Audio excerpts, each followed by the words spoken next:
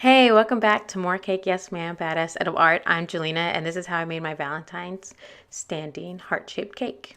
Using this heart-shaped cake pan, silicone pan, I baked my cake in it, and then I let it cool in the fridge, and I cut off the bottom half of it, and I added a cake board with some buttercream to adhere it, and then made some Rice Krispie treats and included that in there. The reason why we're using Rice Krispie treats is since this cake is standing, we want to make sure there's something sturdy and stiff at the bottom that can withhold the weight of this cake.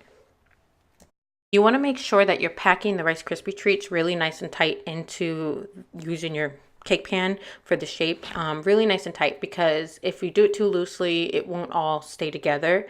And this way everything is nice and packed in, and there's no like holes or air bubbles in between the Rice Krispie treats. I took out the heart, and then that sounded weird. I took the heart out of the pan and began to work on the back portion of it also. I let the Rice Krispie treat kind of cover a little bit of the cake so that way it can all flush together. Also, you'll notice that this heart is like kind of hexagony, geometric shape. Don't mind that. You're not going to notice that when I put the buttercream over it. So I sharpened a dowel and I inserted it into the cake. I first let the cake and the Rice Krispie treats together stiffen up in the fridge, and then I inserted the dowel in. Crumb coated it with buttercream. You'll also know, because this is a curved shaped cake, I used the plastic thingy bobber to scrape it down, which if you don't know what that is, there's like a little tiny tutorial here on my YouTube channel for you to find out how to use this little thing to make. It's just plastic. You cut it into a square, cut the corners rounded, and you use that to scrape your buttercream to smooth off your cake. Anytime you use like a round cake or carved cake or anything like that, cakes with curves, it helps it out much better than a straight scraper would do. Now I just crumb coated this heart and then final coated it. You're gonna see a little bit of like the heart cake portions coming through, but that's okay, because I didn't want to keep like adding buttercream. Then my heart would have been like too big, and it was already big enough, and I was like, ugh, I didn't want it that big. I kind of wanted it a little more smaller, so I didn't add any more buttercream to it. Cutting a piece of fondant, I covered this cake in two places. I kind of paneled it, so I covered one half of it with fondant, and then I got another piece of fondant and covered the other half, and then I cut it straight down the middle of the seam, so that way it'll be a nice flushed all together. It doesn't look like it's two pieces of fondant when you're done with it. You want to make sure you're using like a sharp X-Acto knife or blade. You never want to use like a dull blade on fondant, or your fondant's just going to be a mess. So when you cut this seam and uplift the first half of the fondant that you put on, then you can take off, uplift the second half of the fondant that you put on, then you will be able to take off the first half of the fondant that you put on. So that way you can create this nice, clean, seamless seam. Is that what it's called? Like seamless seam? I guess that's what it's called. And to smooth it out, just to make sure that there's no like bumps or wrinkles in the fondant, I'm just using the cake smoother for this part of it. You'll see that maybe a little bit of the dowel is poking through right there. And that's because I didn't flush the heart with the styrofoam dummy cake there. And I should have done that. And because I didn't do that, the cake started to fall down on the rod that I inserted in.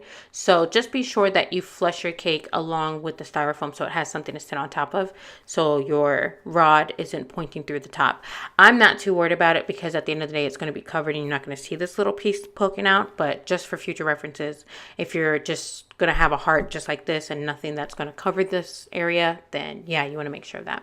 Using something soft, I just grabbed a silicone mat and I folded it over and took the cake out and flipped it upside down. So this way I can kind of smooth out the bottom portion of it, of this heart. You can use, cotton, a pillow, styrofoam, a soft piece of styrofoam, foam, whatever you have to flip it upside down. Obviously, this cake is chilled, or it would have been like a little harder to work with. So make sure you chill your cake when you're gonna like cut into it or cut into fondant or work with it by hand. Definitely want to chill it. I hand painted this cake using edible art paints. There's a link below in the description of what I used. There's also a link below of the, what is it called, wafer paper that I used. And the wafer paper I get sponsored by, so just to let that be known, so nobody thinks like, oh, she's not getting, no, I totally get sponsored with this wafer paper.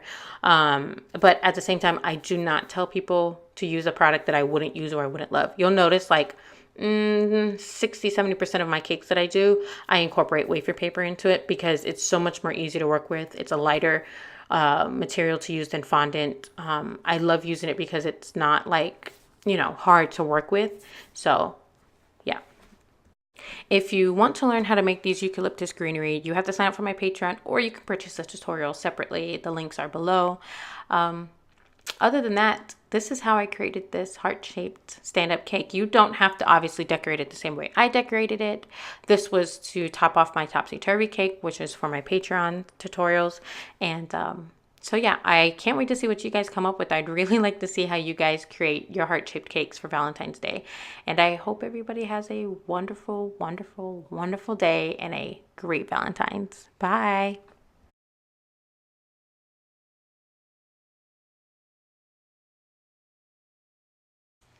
Thanks so much. I really hope you enjoyed this tutorial. Be sure you're following me on Instagram to see all the things that I'm doing at yes_ma'am_sweets. And if you're interested in any of my apparel, because it's purely badass, follow me at morecakeym. Bye.